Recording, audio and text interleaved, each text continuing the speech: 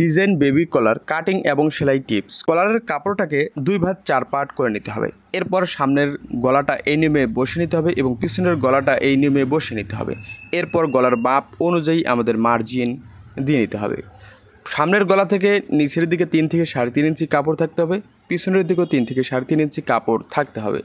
এরপর 3 ইঞ্চি চওড়া করে বেবি কলারটা আমরা কাটিং করব। তো 3 ইঞ্চি গলাতে বসিয়ে সুন্দর করে গোল করে দাগ দিয়ে নেব এবং দাগ বরাবর সুন্দর করে মার্জিন টেনে নিতে হবে। এই নিয়মে মার্জিন দেওয়া হয়ে গেলে আমরা সামনের পাটের গলা যে নিয়মে বসিয়ে কাটিং করেছি এই সাইডে আমাদের রাউন্ড শেপ করে দিয়ে নিতে হবে। তো সুন্দর করে রাউন্ড শেপটা দিয়ে নেওয়ার পর বেবি কলারটা কাটিং করে নিতে হবে।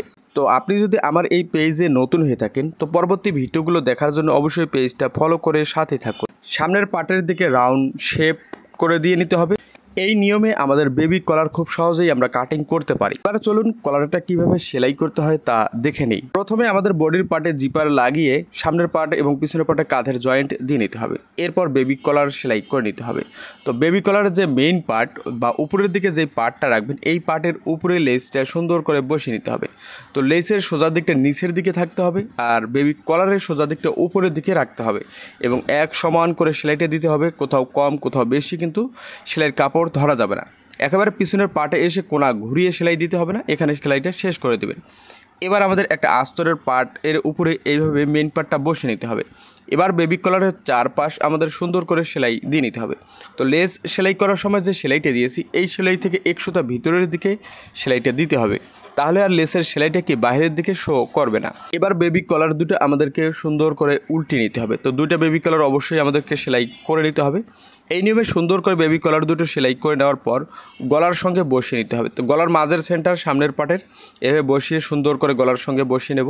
আর আমরা গলার মাপ অনুযায়ী কাটিং করেছি, তো কম বেশি হবে না। এবং অপর সাইডে আবার আরেকটা সেলাই করে নেব।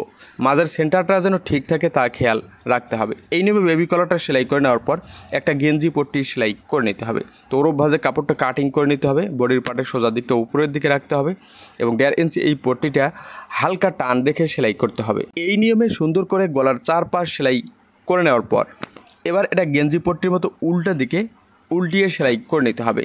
তো এই কাপড়টা এভাবে উল্টিয়ে সুন্দর করে ভেঙে সেলাই করে নেব।